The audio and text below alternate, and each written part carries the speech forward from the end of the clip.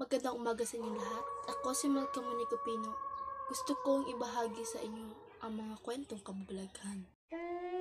Hindi tayo pinilampas ng mga kwentong ito, tulad na rin ng aking mga naranasan. At sa loob ng mahabang panahon, marami na tayong nararanasan ng kababalaghan. At pinaka-hindi makakalimutang elemento nagdala sa atin ng kilabot. Ito ang 10 elementong kinakakatakutan. Una, aswang. Maraming nababalita ngayon, lalo na sa mga probinsya na hindi nalalayo dito sa Negros Oriental. Ang mga kwentong ito ay tungkol sa mga aswang. Ito'y isang nilalang at paniniwalang kumakain ng tao at hayop. May kakayahan din silang gawing aswang ang isang tao sa pamamagitan ng pagsalin ng itim na perlas mula sa kanilang bibig. Pangalawa, kapre. Sa mitolohiyang Pilipinas, ang kapre ay isang higanteng lalaki na mabalahibo at mahilig sa tabako. Kadalasan itong nagpapakita sa puno ng balete, naghihintay ng tao na daraan at upang takutin ang mga ito. Pangatlo, duwende. Kilala sa katawagang nuno sa puso. Mga maliliit na nilalang na hindi nakikita ng mga karaniwang tao. Nagpapakita lang ito sa mga ilang tao na kapag ikaw ay kanilang nagustuhan.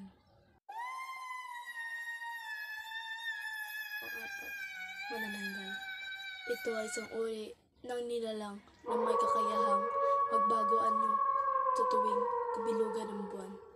At tuwing sumapit ang ating gabi, kaya nitong tingin ang kanyang katawan upang karoon ng pakta. Paborito nitong kainin ang mga sanggol na nasa sinapupunan.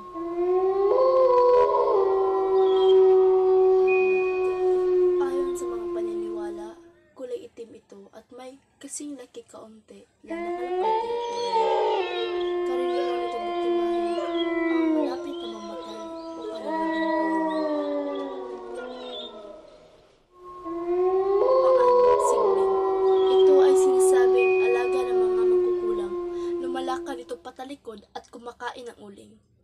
May nakakasulasyon na amoy at may kakayahan itong magsasalabulag ng mga nilalang lalo na sa mga tao.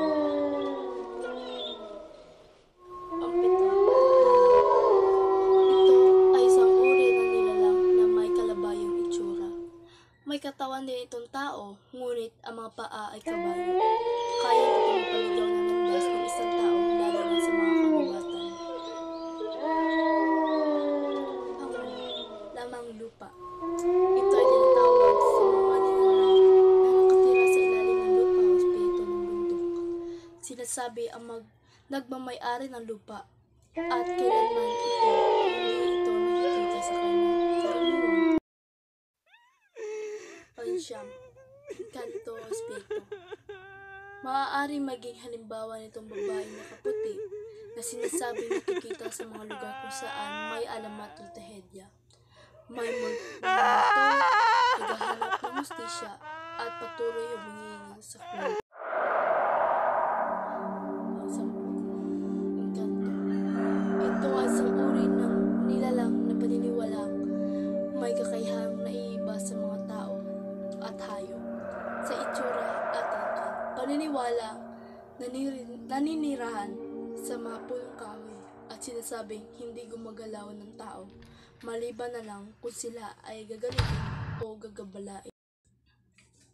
Ito lamang ay ilang mga halimbawa ng mga nilalang o elemento na hanggang ngayon ay naghahasik pa rin ng maging. Pero nasa inyo pa rin kung iyong paniniwalaan o manatili